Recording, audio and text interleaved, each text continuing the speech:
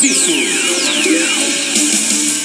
No Rádio Serviço Saúde Especial de domingo, eu vou conversar mais uma vez com o chefe do Serviço de Clínica Médica do Hospital Federal dos Servidores do Estado, meu amigo Dr. Silvio Provenzano, grande tricolor. Hoje, o Dr. Silvio vai falar sobre diarreia, um problema muito frequente, mas que pode se tornar grave. E claro, o Dr. Silvio está aqui para ajudar a família Tupi com seus esclarecimentos, com suas explicações. Bom dia, bom domingo, Dr. Silvio. Bom domingo, Heleno. Beijo para a família Tupi, feliz da vida, né? É verdade. Porque daqui a meia hora estaremos na fila para cumprir com o sagrado dever de escolhermos nossos representantes pelos próximos 4 anos. Isso é muito bom, é dia de comemorar a democracia. Sem dúvida nenhuma. Então, para começar a ajudar a família Tupi hoje, doutor Silvio, o que é a diarreia e normalmente o que causa esse problema? Heleno, é uma pergunta das mais interessantes, até porque se existe uma coisa que rigorosamente todos têm na vida, é o famoso piripiri. Sem dúvida. É verdade. Atire a primeira pedra, quem nunca teve só diarreia. O que é diarreia? Diarreia é quando você começa a ter evacuações com uma maior frequência, ou seja, um maior número de evacuações, e automaticamente as fezes vão perdendo a consistência, tornando-se inicialmente pastosas até ficarem muitas vezes líquidas. Se isso acontecer, você está realmente com um quadro de diarreia. E a diarreia pode ter várias causas, desde uma simples intoxicação alimentar, passando por causas infecciosas. E as causas infecciosas, elas podem ser virais, que são muito comuns, pelo rotavírus, por exemplo, mas tem outros tipos de vírus menos famosos que o rotavírus, mas que podem também causar diarreias. Diarreias bacterianas, causadas, por exemplo, pelo estafilococo, pela shigella, pela salmonela, que às vezes estão presentes em alimentos que têm a seu prazo de validade deteriorado. Alguns cremes, por exemplo, podem conter salmonela e provocar uma diarreia tóxica, uma diarreia aguda, infecciosa, muito importante. E as diarreias parasitárias, né? Não podemos deixar de render nossa homenagem à ameba e à giardia, que também são uma causa importante de diarreia, principalmente em países com clima subtropical, tropical como o nosso. Sem dúvida. Agora, muita gente fica em dúvida, essa pergunta é importantíssima, doutor Silvio. Em quais casos a diarreia passa a ser preocupante e a pessoa tem que procurar um médico? Porque normalmente, né, a pessoa não vai ao médico por causa da diarreia. Mas quando isso é necessário? O que preocupa bastante com relação à diarreia, Heleno e família Tupi, é a perda que a diarreia provoca, principalmente em termos de líquidos e eletrólitos. Normalmente, como você mesmo citou, os quadros de diarreia são quadros autolimitados, que não preocupa muito quando o indivíduo é adulto. Por quê? Porque normalmente resolve em 2 a 3 dias, mesmo sem medicação.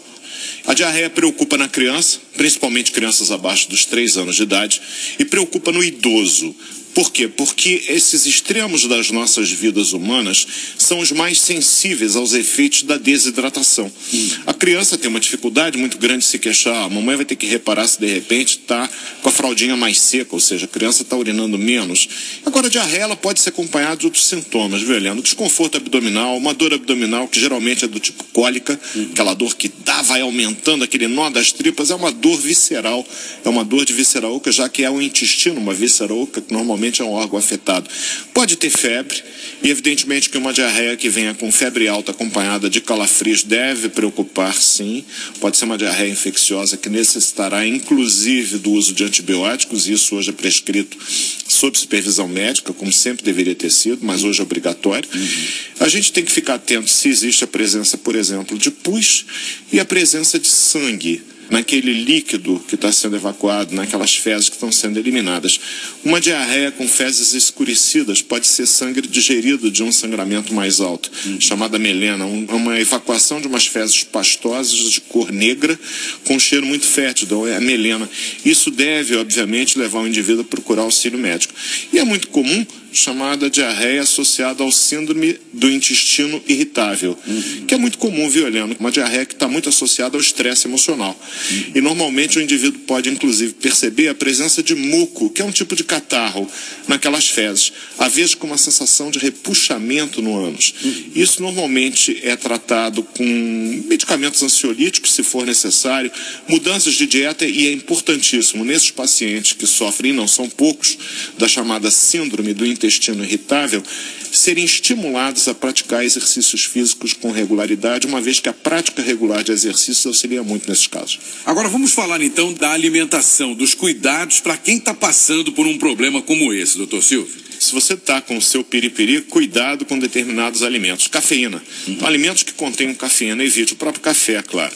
Porque a cafeína estimula o movimento intestinal, muitas vezes piorando o quadro da diarreia. Alimentos muito condimentados. Alimentos com fibras, nesse momento, devem ser evitados também. Refrigerantes, café e seus derivados que contêm cafeína, o próprio chamate, pode piorar o quadro da diarreia. Algumas frutas também têm a tendência a soltar um pouco mais. Por exemplo, a laranja com a polpa da laranja, mamão.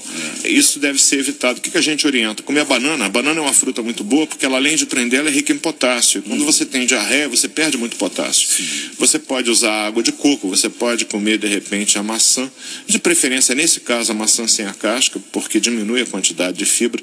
A alimentação tem que ser aquele arroz papinha, né? Aquela batata cozidinha, aquela carne desfiada, aquele frango desfiado, alimentação com pouco tempero, não deixar de alimentar. É muito comum que a pessoa está com diarreia, não vou comer porque vai me fazer mal. Faz mal ficar sem se alimentar. Não deixe de se alimentar. E para cada vez que você for ao banheiro ou vir alguém ir ao banheiro, por favor, um copo d'água. E doutor Silvio Provenzano, em relação ao tratamento, hein?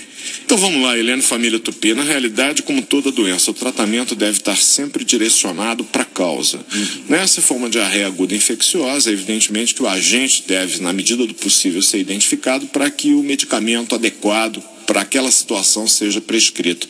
O que a gente tem que entender, isso é o que eu queria enfatizar com a família Tupi, que fique bem claro para vocês. Diarreia em criança abaixo dos 3 anos, principalmente no primeiro ano de vida, UPA, porque essa criança precisa ser avaliada, ela desidrata com muita facilidade, é muito arriscado. Diarreia na pessoa idosa, principalmente aquele idoso que já tem uma certa dificuldade de comunicação, que permanece mais tempo acamado, convém também de uma atenção especial. Dieta. Você adulto que tem o seu piripiri, cuidado com a alimentação. Durante uns 3, 4 dias, procure fazer uma alimentação branda, ingerindo bastante líquido e evitar aquilo que é uma prática muito comum no nosso meio, né, Heleno? É aquele indivíduo que faz a automedicação. Muitas vezes a automedicação no sentido de cortar uma diarreia, a diarreia pode ser uma defesa. Na realidade, é algo que precisa ser eliminado e o próprio organismo está agindo naquele sentido e você, inteligentemente, entre aspas, corta o que é uma defesa sua. Não pode aquela história de cortar a tosse. Às vezes a tosse é uma defesa que você tem que você não pode cortar. Esses são os pontos mais importantes e procurar médico. Nos casos de diarreia aguda, com febre alta, com presença de sangue, de pus ou naqueles extremos da vida. O que é uma diarreia crônica, Helena? Aquela diarreia que persiste por mais de 4 semanas. Todo quadro diarreico normalmente é resolvido em até no máximo 5 dias. Perfeito. Doutor Silvio Provenzano, mais uma vez, muito obrigado pela participação. Bom dia, bom domingo. Estarei 15 dias de férias, portanto, 2 domingos sem esse nosso encontro, mas dia 21 de outubro eu estou de volta. Esperamos então dia 21 de outubro com muita alegria, torcendo para você descansar bem esses 15 dias, praticar exercícios e cumprir com o seu dever cívico daqui a pouco com a alegria que eu sei que você irá cumprir. Sem dúvida nenhuma. Um abraço, querido. Fique com Deus. Até a próxima. Até a próxima. Boas férias. Obrigado.